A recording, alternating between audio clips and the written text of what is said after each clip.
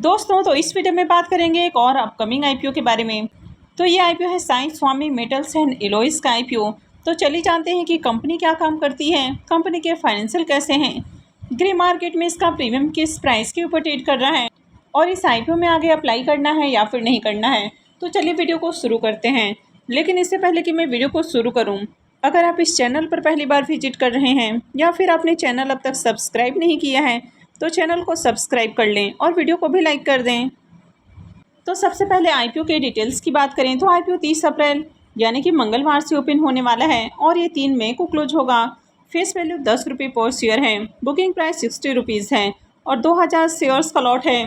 IPO के size को देखें तो आईपीओ मात्र 15 करोड़ का है, यानी कि ये भी छोटा आईपीओ है और पूरी तरह से ये फ्रेश इशू का आईपीओ देखने को मिल रहा है और ये एसएमई आईपीओ है। कंपनी बीएसई एसएमई के ऊपर लिस्ट होने वाली है। इस आईपीओ में रिजर्वेशन पोर्शन को देखें तो यहाँ पर रिटेलर्स के लिए 50% का पोर्शन है और रेस्ट 50% एचएनआईज के लिए है। तो इस आईपीओ में भी क्यूआईबीज का पोर्शन नहीं है, तो इसमें एंकर इन्वेस्टर्स भी नहीं आने वाले हैं। स्वास्तिका इन्वेस्टमेंट लिमिटेड इसका लीड मैनेजर है, big share services private limited इसका रजिस्ट्रार है और सनफ्लावर ब्रोकिंग इसका मार्केट मेकर है। साई स्वामी मेटल्स एंड एलॉय कंपनी के बिजनेस की बात करें तो कंपनी 2022 में ही इनकॉर्पोरेट हुई है, यानी कि बहुत ही नई कंपनी है। तो कंपनी यहाँ पर स्टेनलेस स्टील के बिजनेस में देखने को मिलती है, यानी कि wide range of stainless steel product के बिजनेस में देखने को मिलती है।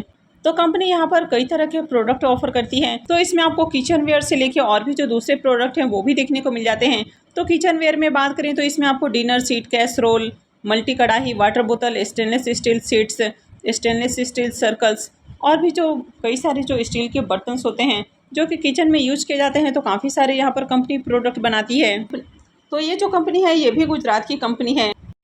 तो कंपनी डॉल्फिन ब्रांड के नाम से अपनी ट्रेडिंग और मार्केटिंग करती हुई देखने को मिलती है, यानी कि इसके जो स्टेनलेस स्टील कुकवेयर और अप्लायंसेस हैं ये डॉल्फिन ब्रांड के नाम से सेल किए जाते हैं। अब यहाँ पर आप कंपनी के प्रोडक्ट को भी देख सकते हैं कि कंपनी कई तरह के स्टेनलेस स्टील के प्रोडक्ट बनाते हुए देखने को मिलती है। कंपनी के आप प्रोडक्ट को भी देखें तो किचन वेयर और होम अप्लायंसेस के अलावा कंपनी यहाँ पर और भी जो दूसरे कई सारे स्टेनलेस स्टील के प्रोडक्ट हैं वो भी बनाते हुए देखने को मिलती है, यानी कि स्टेनलेस स्टील के एंगल, प्लेट्स, स्क्रैप्स, कॉइल्स, तो इस तरह के कई सारे प्रोडक्ट ऑफर करती है। ऑयल वगैरह भी बनाती है। इस कंपनी की 2 सब्सिडरी कंपनियां भी हैं, एक है भगत मार्केटिंग प्राइवेट लिमिटेड और दूसरा है ध्रुविस मेटल एलएलपी।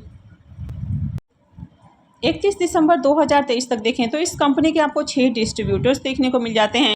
इसके अलावा इस कंपनी के 150 सब डीलर्स, स्टॉकिस्ट, रिटेल्स और स्ट्रेटेजिक अलायंसेस देखने को मिल जाते हैं, जो कि गुजरात, मध्य प्रदेश, महाराष्ट्र इन सब जगहों पे डील करते हुए देखने को मिलते हैं।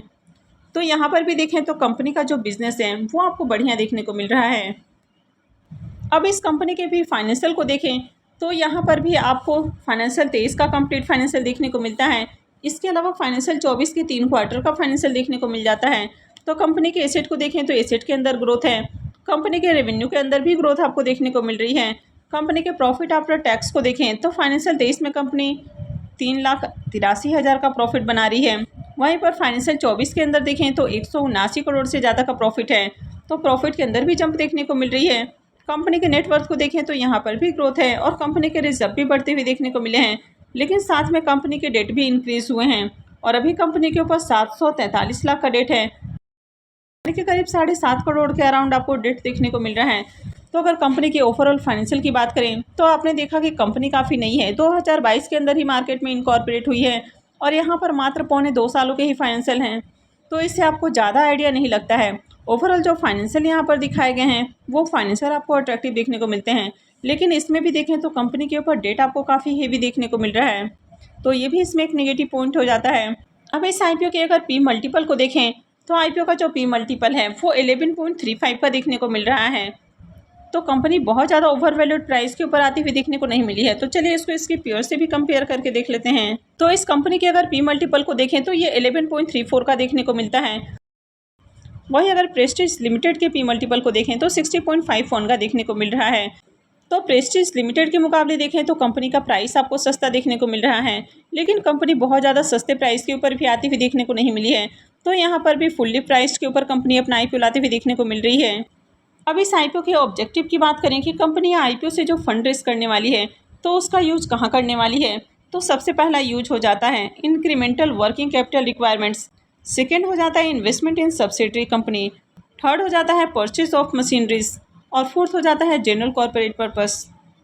इस आईपीओ के लॉट साइज को देखें तो आईपीओ में 2000 शेयर्स का लॉट है और एक लॉट के ऊपर इन्वेस्टमेंट अमाउंट 1,20,000 रुपये रहने वाला है। इस कंपनी में प्रमोटर्स की होल्डिंग को देखें तो अभी प्रमोटर्स की होल्डिंग 99.88% है और आईपीओ आने के बाद प्रमोटर्स की होल्डिंग 62.15% रहने वाली है। इस आईपीओ के इंपॉर्टेंट टाइम टेबल को देखें तो आईपीओ 30 अप्रैल यानी कि ट्यूसडे से ओपन होने वाला है और ये 3 मई को क्लोज होगा। आईपीओ का अलॉटमेंट डेट 6 मई है, रिफंड डेट 7 मई रखा गया है, क्रेडिट डेट भी 7 मई होने वाला है और आईपीओ की लिस्टिंग 8 मई को होने वाली है।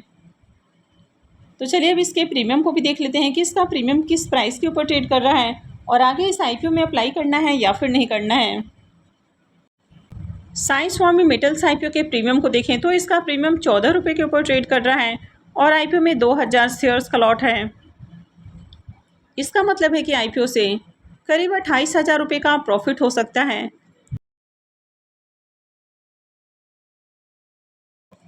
इसके प्रीमियम को देखें तो इसका प्रीमियम 23% के ऊपर ट्रेड कर रहा है। तो प्रीमियम देखें तो अभी बहुत हाई प्राइस के ऊपर देखने को नहीं मिल रहा है, लेकिन फिर भी ठीक ठाक प्राइस के ऊपर ट्रेड करते हुए देखने को मिल रहा है। कंपनी के बिजनेस की बात करें तो कंपनी का बिजनेस अच्छा है, लेकिन कंपनी के फाइनेंशियल ज़्यादा अट्रैक्टिव नहीं है। तो कंपनी के अगर बिजनेस की बात करें तो कंपनी का बिजनेस अच्छा है, लेकिन कंपनी के फाइनेंशियल ज़्यादा अट्रैक्टिव नहीं है। कंपनी के फाइनेंशियल के नाम पर आपको मात्र 1.25 सालों के ही फाइनेंशियल देखने को मिलते हैं, तो इससे ओवरऑल कंपनी के फाइनेंशियल हेल्थ के बारे में ज़्यादा आइडिया नहीं लगता है। और वैसे भी बात करें तो कंपनी काफ़ी नई है, कंपनी 2022 में ही मार्केट के अंदर आती हुई देखने को मिली है। इस आईपीओ में देखें तो आईपीओ में सिर्फ रिटेलर्स और इचिनाइज का पोर्शन है, तो इसमें भी QIBs का पोर्शन नहीं रखा गया है, तो इसमें एंकर इन्वेस्टर्स भी नहीं आने वाले हैं। वैसे आईपीओ के साइज को देखें तो आईपीओ छोटा देखने को मिल रहा है और अभी से इसका ग्रे मार्केट में प्रीमियम आपको डिसेंट प्राइस के ऊपर देखने को मिल रहा है। तो अगर आगे भी इसमें डिमांड बनी रहती है, यानी कि प्रीमियम के अंदर तेज़ी देखने को मिलती है और आईपीओ में बढ़िया सब्सक्रिप्शन आता है, तभी आपको इस आईपीओ में अप्लाई करना है। तो मैं आगे भी इससे रिलेटेड अपडेट आपको देती रहूँगी कि आगे आपको इस आईपीओ में अप्लाई करना है या फिर नहीं करना है। तो इससे जुड़े रहने के लिए आप चैनल से जुड़े रहें और चैनल को सब्सक्राइब करके रखें।